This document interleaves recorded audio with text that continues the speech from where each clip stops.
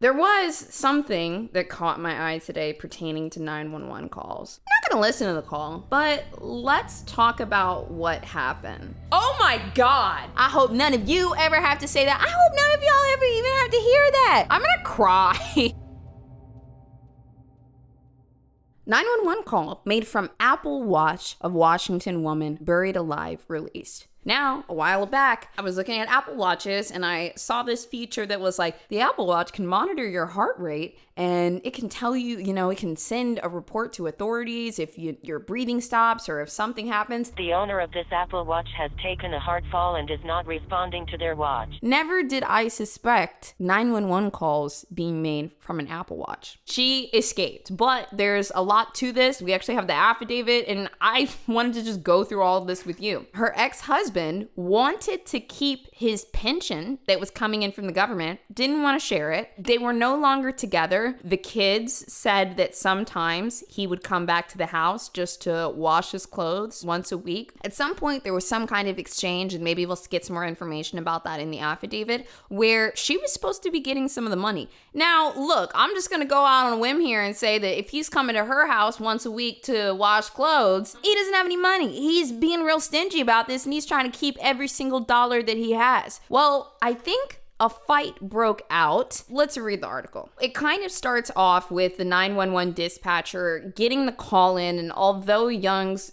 mouth is bound, the operator can actually hear the muffled screams. She's crying. This woman is clearly in danger. Guys, how many times have we seen a case where the operator does absolutely nothing? And look, I know we have some 911 operators in the community. It is truly one of the most traumatizing jobs. But you guys that remember these cases and that are incredibly traumatized by these things, y'all are the people that do something, okay? Just like our operator here. Young alleged that Che punched her multiple times before binding her eyes, hands, and body with duct tape. Before Young was driven into the woods near Lacey to be buried, she managed to contact 911 and send a notification to her emergency contacts using her Apple Watch. The distressing call recorded. I'm not playing the call, okay? We literally do not need to hear this woman pleading for her life. I'm just saying, this is how it happened. It's crazy. She's screaming and sobbing, but they were able to articulate some words and pinpoint a location. The operator says, I'm gonna get help started for you. Just hold on a second. That's actually heard in the recording.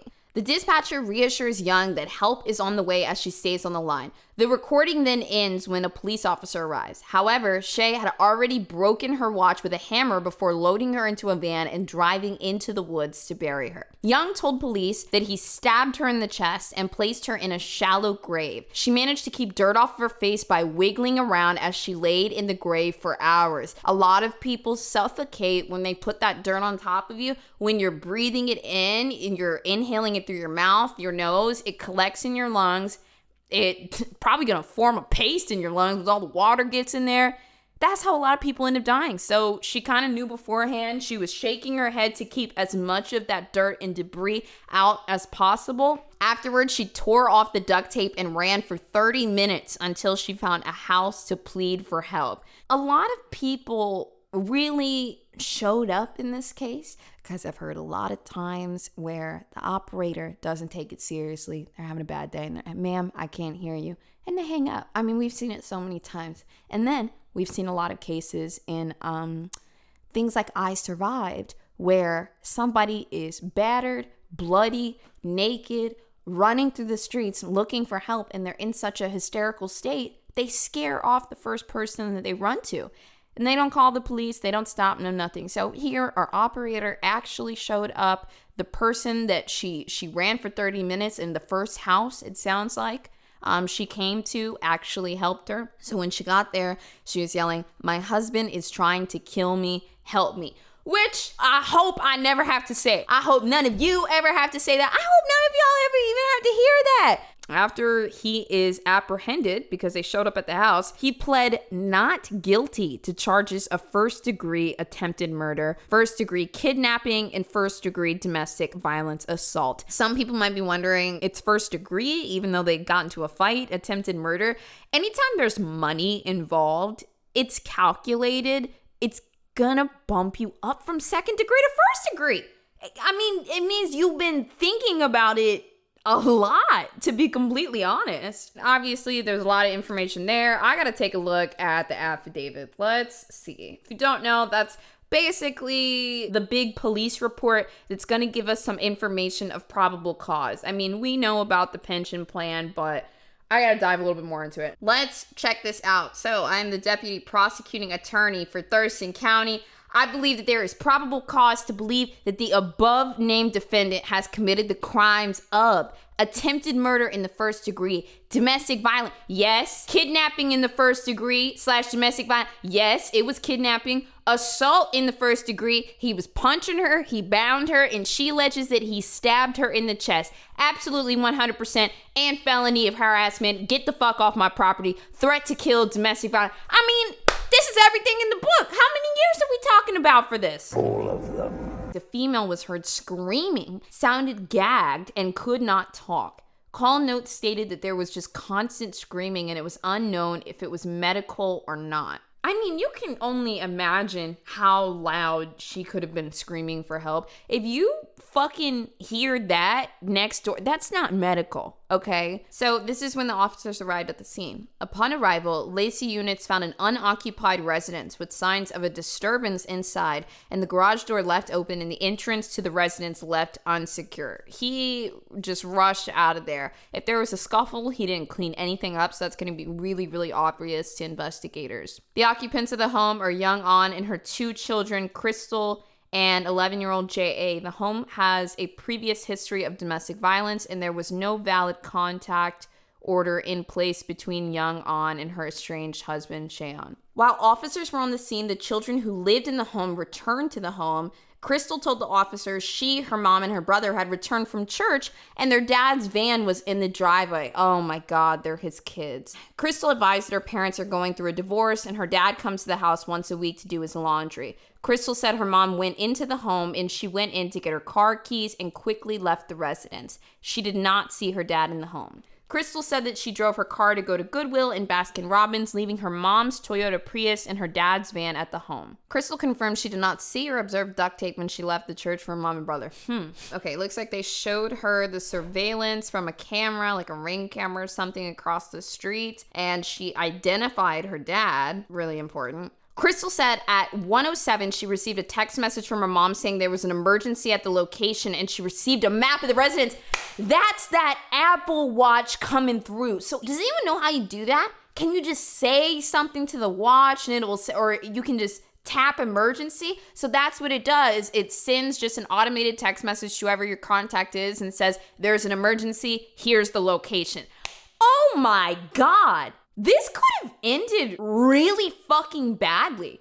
Our Apple Watch, our operator that gave a fuck, the person's house that she ran to. Oh my God. Not an ad, just in full support of this. If I got that text from one of my friends, I would come running. So she ran to another house after she got out of the shallow grave. I can't believe I'm saying that. The residents called 911 and the deputy arrived, and Young was hiding behind a shed on the property. When Young realized the deputy was law enforcement, she sprinted at them, screaming and crying for help. She grabbed onto the deputy and frantically said, "My husband is trying to kill me. Help me." She still had duct tape wrapped around her neck, lower face, and ankles. There was extensive bruising to her legs, arm, her head, clothing, and hair were all covered in dirt. The deputy helped her into the back of their patrol vehicle and asked her name. I'm gonna cry. Saying my husband is still out there in the woods somewhere. So this looks like it was the next day at 7 a.m. The sheriff's department was dispatched to a suspicious vehicle located on the Western Trail. And upon arriving, deputies observed the vehicle on the trail that belonged to the ex-husband. Oh, and he was in the vehicle. He was taken into custody. Young said that he became angry and she asked him to leave. Young said she went into her bedroom to change, and while upstairs in the master bedroom, he attacked her and punched her in the head multiple times and threw her to the ground. She said Shay then tied her hands behind her back with duct tape and taped her eyes, thighs, and ankles. So this was premeditated. I can't think of a single scenario where I'm going to show up with duct tape to have a conversation. He had tied her up, and then Young said that her ex-husband left the room for a few moments, and while he was gone, using her Apple Watch, she contacted 911 and sent an emergency notification to her emergency contact. Oh my God! I did not mean for this to be an Apple Watch ad, but I'm all in. Is there anything similar to an Apple Watch that doesn't look like that exactly that I can use? It has the feature on all mobile devices. What am I supposed to do? Pull a Jennifer Pan and wiggle it and pull it from the back of my pocket? I don't have the confidence. I mean, the fact that she just already had it on her arm is just crazy. She said that she could hear the dispatcher talking and was trying to communicate, but her mouth was covered, so all she could do was yell. She was probably also yelling to cover up the dispatcher talking so that her ex-husband didn't know that she was on the line. Young said that he realized she had her Apple Watch on, so he struck it with a hammer and then struck her wrist. The watch was taken off her arm and she was put in the van. Oh my God. Can you imagine like what feels like your last hope just being taken away? This is fucking crazy to me. She could hear him digging in the dirt, and he stabbed her with a sharp object. Young said that she was drugged and put into the ground. She said a heavy tree was put on top of her. She said she could see it was daylight, but after being put in the ground, she could not hear her husband walking around the hole and dirt being put on top of her. She said she could wiggle around to prevent the dirt from being on her face. Guys, I don't think they would have found her.